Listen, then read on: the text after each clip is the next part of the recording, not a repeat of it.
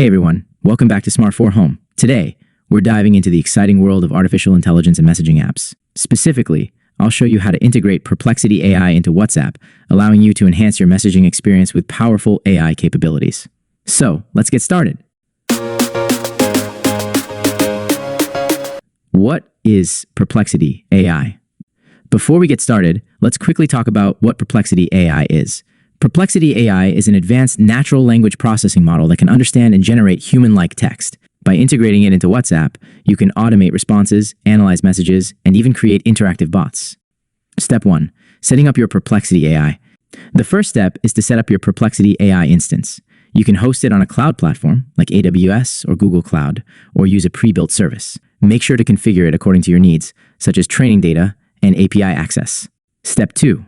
Creating the WhatsApp API connection. Next, you'll need to create a connection between Perplexity AI and WhatsApp. This typically involves setting up a webhook or API endpoint that WhatsApp can communicate with. Ensure security measures are in place to protect user data and authenticate requests. Step 3. Developing AI responses. Now comes the fun part, developing AI responses. Train your Perplexity AI model with relevant data to understand common queries and generate appropriate responses. You can fine-tune its behavior over time to improve accuracy and effectiveness. Step 4. Testing and deployment. Once everything is set up, it's time to test your integration. Send messages to your WhatsApp number and observe how Perplexity AI responds. Make adjustments as needed to ensure smooth functionality. Conclusion. And there you have it.